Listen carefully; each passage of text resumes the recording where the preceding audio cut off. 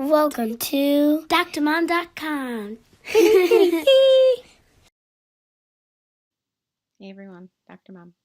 So the second social message myth that we want to toss in 2019 is this whole, if I ignore my feelings, these overwhelming emotions, they'll just go away and quit bugging me. Oh my goodness, I can't tell you how many times I hear this with anxiety, with anything that really isn't a pleasant emotion. I hear so often, regardless of setting, regardless of age, I just have to distract myself. I just have to ignore these feelings. I don't want to experience them. I want them to go away. We are an emotional, we are a social, we are a species that needs to feel and interact. We're not supposed to numb ourselves to feelings. That doesn't mean that feelings aren't challenging. They can absolutely become overwhelming. We don't want feelings to take over and become our control board. What happens when we try to ignore our feelings and push them away, pretend that they're not there,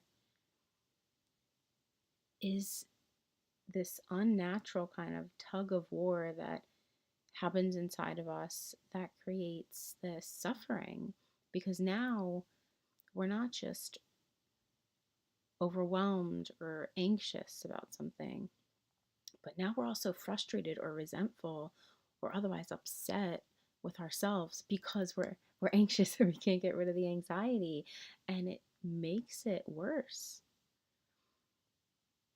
Most people I know, myself included, have worked hard to try to suppress feelings that just seem too much. So I get it.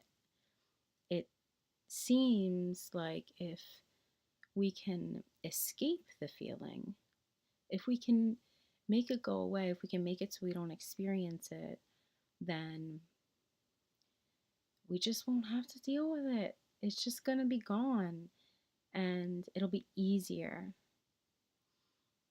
But it's not. There are absolutely times when healthy distractions make sense. Times when we need to maybe listen to a song that pulls us someplace else emotionally, or talk to a friend that makes us laugh because it feels good and laughing is a remedy. There are absolutely healthy distractions from overwhelming emotions. We don't want our emotions to take over and make our decisions for us. That's not what I'm talking about here. What I'm talking about is when we are experiencing a feeling like anxiety or anger, and we're experiencing it for a reason. And when we try to push that feeling away, we're not acknowledging and we're not validating the reason we're having that emotion arise in us in the first place. And so we're not giving ourselves a healthy place to feel. It's not emotionally safe for us to feel within ourselves.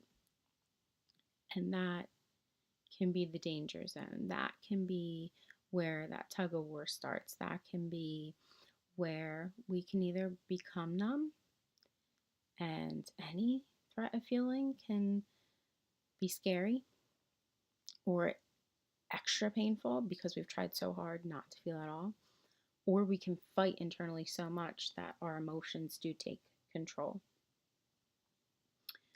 So the more we ignore our feelings instead of validate them and give them space to be experienced, the more these feelings want to be heard. It's natural for us to feel.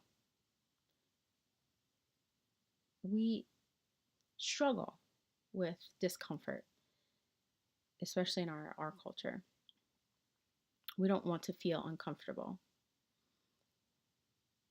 But those the changes that we need to grow, the shifts that we need to make, the developments that there are opportunities to make space for, that happens when there's discomfort, that happens when there's a challenge. So these are natural ways for us to grow and learn about ourselves. When I get this twist, tightness, nauseousness kind of mixing in my stomach, I know it's anxiety. And I have definitely tried to distract myself or not to feel it or to try to talk myself out of it, which just causes me to feel shame. It does not work. But what does work is when that anxiety comes up and I find it, I feel it in my body, and I name it, I label it, and I recognize why it's there. Maybe it's there because I had an experience similar to what I know I'm about to walk into. And previously, it wasn't a good experience. So I'm worried that that could happen again. That is a valid fear. It's a valid thing to be worried about. And instead of fighting that, I get to tell myself, like, yeah, that did suck. And that was scary. And here's my chance to do something different. I'm not fighting the anxiety, I'm letting it be. I'm acknowledging it. I'm not letting it take over. I'm just acknowledging it. We need to give ourselves time and space to experience our feelings in a way that's safe, emotionally safe. So I'm not saying if you feel angry, then just go ahead, let that anger take over. Wind up tantruming on someone or something. That's just not what I'm saying. I'm not saying just give your emotions all of the control. I'm saying when you feel angry, you're feeling angry for a reason. That emotional response is coming up for a reason. Why? Find it in your body and really give yourself the time and the space and the energy and the effort to try to figure out why you're having that emotional reaction. Not to fight it, you're not combating it, you're not playing this tug of war, you're not giving yourself shameful messages. You're listening to what needs to be said to yourself for yourself, and you're giving it space to be heard and acknowledged. When you do that, the fight isn't there. When you do that, when you really focus on where these feelings arise in your body, how they feel, and why they're coming up for you, why they're important to you, why it's hurting you, why it matters to you, you will feel a shift. And it might take practice, but you will feel a shift. We need to recognize the feeling for what it is within ourselves. Our bodies and our minds are connected. So we also have to recognize at one point if our thoughts are leading us to feel this way because our thoughts are triggering these emotional responses, or if it's something external. And so when we're experiencing these overwhelming feelings about anything, our body and our mind is recalling an experience often that connects with us in some way or fashion. It's just part of our journey, part of our life story to whatever is being exposed to us at that moment. And as human beings, we feel. So, in 2019, toss out overly distracting. Toss out trying to numb yourself from feeling what naturally Us human beings are intended to feel. And allow yourself to acknowledge, to identify, and give safe emotional space for whatever the emotions are that come up for you. Find out wherever it's sitting, wherever, maybe it's clenched fists, maybe it's shaking, maybe it's sweaty palms, whatever it is for you, for that feeling in that moment.